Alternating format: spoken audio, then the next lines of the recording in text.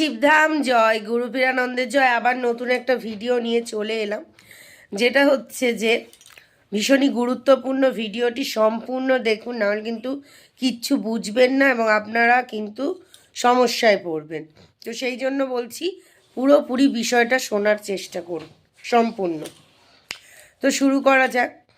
যারা যারা অ্যাপয়েন্টমেন্ট পাচ্ছেন, যারা শিবধামে আসছেন, তো তারা অ্যাপয়েন্টমেন্ট পাওয়ার পর তাদেরকে যখন চেকিং করা হচ্ছে একটা স্লিপ দেওয়া হয়।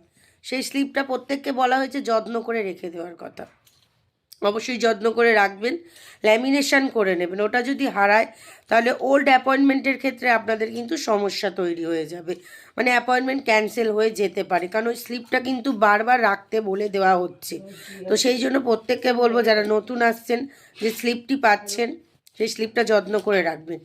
আরেকটি বিষয় হচ্ছে যে গুরুদেব যা যা আদেশ দিচ্ছে সেগুলো কবচ, গৃহবন্ধন, লক্ষ্মীবন্ধন, জমিবন্ধন, এগুলো তাছাড়া আদেশ অনুযায়ী যদি কিছু নিতে বলা হয় সেটা স্লিপের মধ্যে থাকে, বেলপাতার বিধিও থাকে আদেশ অনুযায়ী। তো অনেকে মনে করছে যে ক্রিয়াটা করিয়ে নিলাম, নেওয়ার পরে হয়তো শুধু একটা কবচ নিয়ে নিলাম, ব্যাস হয়ে গেল, আর কোনো কিছুর দরকার নেই। কিন্তু না, আপনাদেরকে যা যা গুরুদেব বলবে সেগুলো কিন্তু করে নিতে হবে। সেটা আপনারা একদিনে না পারলেও আস্তে আস্তে করে করে নিতে হবে। যেমন ধরুন, একবার জমি বন্ধন করে নিলেন, কিংবা লক্ষ্মী বন্ধন, বা আস্তে আস্তে করে কবচ। মানে বিষয়টা হচ্ছে, ভালো করে বুঝুন যে যেদিন এলেন সেদিন হয়তো অনেকের কাছে টাকা থাকে না, বা তারা সেইভাবে রেডি হয়ে আসে না, তো অসুবিধা নেই, তারা অন্য সময় এসেও কিন্তু বন্ধনগুলো নিয়ে নিতে পারে। তাতে কোনো অসুবিধা নেই যে যেদিন এসেছেন সেদিন যদি অসুবিধা থাকে আপনাকে নিতে হবে না, সেরকম কোনো ব্যাপার নেই। কিন্তু আপনাদের কিন্তু যা যা বলেছে সেগুলো অবশ্যই নিয়ে নিতে হবে। কারণ হচ্ছে, আপনারা যেদিন এসেছেন সেদিন না পারলে অন্য দিন কিন্তু আস্তে আস্তে করে করিয়ে নেবেন। এরকমও অনেকে রয়েছে যারা দেখছে যে শুধু কবচ করিয়েছে কিংবা লক্ষ্মীবন্ধন করিয়েছে, তারপরে জমিবন্ধন, গৃহবন্ধন কোনোটাই করায়নি। বা এমনও অনেকে রয়েছে যারা শুধু লক্ষ্মীবন্ধন করিয়েছে আর্থিক সমস্যা অনুযায়ী, তারা পরে দেখা যাচ্ছে দীর্ঘদিন তারা গৃহবন্ধনও করেনি, কবচও করেনি, জমিও করেনি। পরে এসে বলছে আমার তো কাজ হচ্ছে না, আমি তো সমস্যার মধ্যে রয়েছি, কি হয়ে গেল। না, আপনাদের গুরুদেব যা যা বলবে, কবচ, গৃহবন্ধন, জমিবন্ধন, লক্ষ্মীবন্ধন, আদার্স যা যা আদেশ আসবে সেগুলো কিন্তু আপনাদেরকে একদিনে না পারলে একটা দুটো করে আস্তে আস্তে কিন্তু সমস্তটা কমপ্লিট করতে হবে। না হলে কিন্তু কোনোভাবে কোনো ফল পাবেন না। কারণ আপনার বাস্তুটা যদি দোষ থাকে, তাহলে আপনি শুধু লক্ষ্মীবন্ধন নিয়ে গেলেন, আপনার বাস্তু দোষ রয়েছে, বা গৃহ, যারা ধরুন ভাড়া বাড়িতে থাকেন, ঘরটার মধ্যে সমস্যা রয়েছে, গৃহবন্ধন করলেন না, শুধু একটা করে, আর কোনো নিয়ম ঠিক মতো করছেন না। আমি কি বলতে চাইছি যে কোনো নিয়ম ঠিক মতো করছেন না, ধাম থেকে ক্রিয়া করিয়ে নিয়ে গেলেন, তারপরে একটা হয়তো কবচ নিলেন বা লক্ষ্মীবন্ধন নিলেন, বাকি জিনিস নিলেন না, বা কোনো নিয়ম ঠিকমতো করছেন না। যেমন জল, তেল, ধূপকাঠির যে নিয়ম কিছুদিন করলেন, তাও ঠিকমতো করলেন না, হয়তো 9 দিনের নিয়ম করে শেষ করে দিলেন, বাকি নিয়মগুলো মানে যেরকম করার দরকার করছেন, ঠিকমতো করছেন না, নাম জপ করছেন না, তো সেক্ষেত্রে কিন্তু ভালোভাবে ফল লাভ করতে পারবেন না।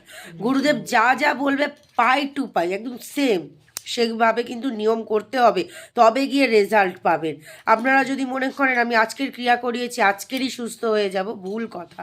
আপনাদের যখন ক্রিয়া করানো হয় তখন কিন্তু আপনাদের বিধি নিয়ম সব কিছু করতে বলা হয়, এবং তার সাথে যে বন্ধনগুলো বলা হয় সেগুলো আস্তে আস্তে কিন্তু সবগুলো একটা দুটো করে কিন্তু পুরোটা কমপ্লিট করে নিতে বলা হয়, তবে গিয়ে আপনার পুরো বাধা কাটবে। কারণ আপনার জমিতে যদি ক্ষতি করা থাকে বা বাড়িতে ক্ষতি করা থাকে, আপনি শুধু কবচ নিয়েছেন, শুধু একটা লক্ষ্মী বন্ধন নিয়েছেন, বা এমনও দেখা যাচ্ছে যে শুধু গৃহবন্ধন করেছেন, দেহটা বন্ধন করেননি, কিংবা শুধু জমি বন্ধন করেছেন, দেহ বন্ধন করেননি, গৃহবন্ধন করেননি, লক্ষ্মী বন্ধন করেননি, তো সেক্ষেত্রে তো আপনি পুরোপুরি বাধা কাটাতে পারেননি। গুরুদেব যা যা আদেশ দেয় সেগুলো প্রত্যেকটা কিন্তু বাধাগুলো কাটাবার জন্যই আদেশ দেয়।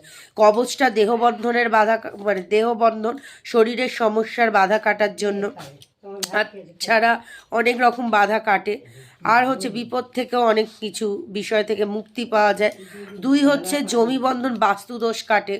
3 হচ্ছে আপনার গৃহবন্ধন ঘরগুলো পুরো বন্ধন থাকে, কারণ বাস্তুদোষ পিত্তদোষ দুটোরই ব্যাপার থাকে। আর হচ্ছে লক্ষ্মী বন্ধন অর্থনৈতিক সমস্যার বাধাগুলো কাটে। তো যা যা গুরুদেব বলে যদি সবগুলো একসাথে করে নেন আর এবং নিয়মগুলো সঠিকভাবে যদি করেন তাহলে কিন্তু নিজেরা 100% ফল পাবেন। তবে আরেকটি বিষয় এখানে মেন গুরুত্বপূর্ণ, যেটা হচ্ছে নিয়মগুলো করছেন কিন্তু মনে বিশ্বাস ভক্তি রেখে সমস্ত বিধি করতে হবে। যদি সেটা না করেন তাহলে কাজ হবে না। যদি মনের মধ্যে সন্দেহ থাকে বিন্দু মাত্র তাহলে কিন্তু কাজ হবে না। এক মনে ভক্তি সহকারে বিশ্বাসের সাথে গুরুদেব যা যা বলছে সেইভাবে যদি করেন, বন্ধনগুলো যা যা বলেছে আস্তে আস্তে করে যদি সব করিয়ে বাধাগুলো কাটিয়ে নেন, নিয়মগুলো ঠিকমতো কন্টিনিউয়াসলি করতে থাকেন, তাহলে নিজেরাই কিন্তু অবশ্যই রেজাল্ট পাবেন। কারণ বাবা সবাইকেই কৃপা করে, শুধু একজনকে না। ঠিক মতো নিয়ম করতে হবে। যেমন আপনারা ডাক্তারের কাছে গেলেন, ডাক্তার যখন আপনাদেরকে কোনো চেক আপ করলো, ওষুধ দিল, ওষুধের একটা ডোজ থাকে, সেরকম নিয়মেরও একটা কিন্তু বিধি নিয়ম রয়েছে, একটা কিন্তু টাইমিংয়ের ব্যাপার থাকে। সেগুলো যদি সঠিকভাবে ফলো করেন, নিয়ম করেন, তাহলে অবশ্যই বাধা কাটবে। যেরকম ওষুধ খেলে শরীরের ধরুন পেটের সমস্যার জন্য বা হার্টের সমস্যার জন্য কিংবা আরও অনেক রকম সমস্যার জন্য যে ওষুধগুলো নিতে বলা হয়, সেগুলো তো এক এক করে আপনাদের খেতে হয়, মানে রুলস মেনে চলতে হয়, তবে গিয়ে তো সুস্থ হওয়া যায়। যেটা আমি বেসিক্যালি বোঝাবার জন্য কিন্তু বলছি।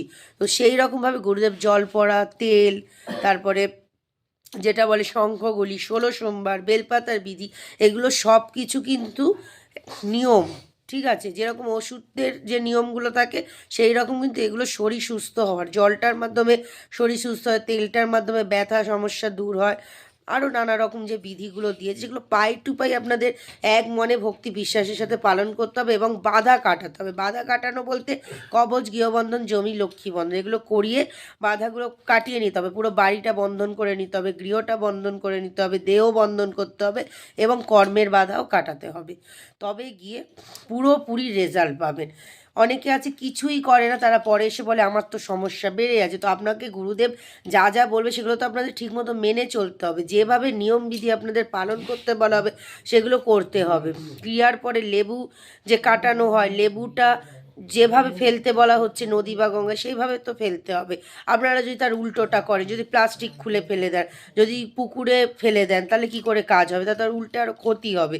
তো ভালো করে নিয়মবিধিগুলো শুনবেন, বুঝবেন, ফলো করবেন। এই জন্যই কিন্তু ভালো করে এই চ্যানেলের মাধ্যমে, গুরুদেবের চ্যানেলের মাধ্যমে সমস্ত কিছু বলে দেওয়া হয়। তা যদি আপনারা এগুলো ফলো না করেন তাহলে কিন্তু আপনাদেরই সমস্যা হবে। এই নিয়মগুলো সঠিকভাবে না শুনলে, না বুঝলে, না পালন করলে আপনারাই সমস্যায় পড়ে যাবেন। তো অবশ্যই চেষ্টা করবেন যা যা বিধি বলা হচ্ছে পাই টু পাই সেইভাবেই বিধিগুলো করবেন। তো এখানেই শেষ করছি। জয় শিবধাম, জয় গুরুপীরানন্দে জয়। আরও একটা বিষয় নিয়ে খুব তাড়াতাড়ি আসবো। একজনের কোশ্চেন ছিল যে প্রত্যেককে কেন গৃহ, কবচ, লক্ষ্মীবন্ধন, জমিবন্ধন কেন একই রকম দেওয়া হয়, তো সেটারও আমার কাছে অ্যান্সার রয়েছে। আমি খুব তাড়াতাড়ি সেই টপিকে ভিডিও আনবো। তোমরা যদি জানতে চাও তাহলে আমাকে অবশ্যই কমেন্ট করো। জয় শিবধাম, জয় গুরুপীরানন্দের জয়। অবশ্যই চ্যানেলটি সাবস্ক্রাইব করো, সাপোর্ট করো, নোটিফিকেশান আইকন ক্লিক করো। গুরুদেবের চ্যানেলটি অবশ্যই সবাই সাবস্ক্রাইব করো। তো এখানেই শেষ করছি। জয় শিবধাম।